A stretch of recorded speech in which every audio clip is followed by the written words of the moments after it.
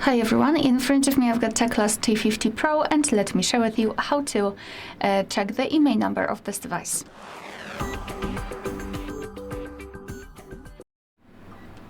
So let's start with opening the dialer.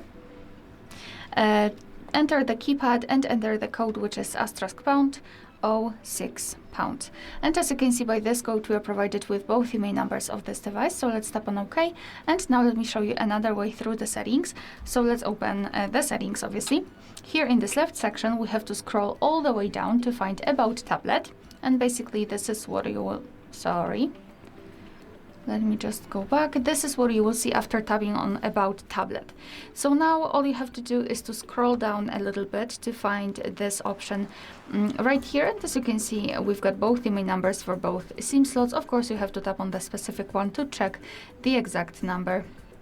Alright, so that will be all. Thank you so much for watching. Please hit the subscribe button and leave the thumbs up.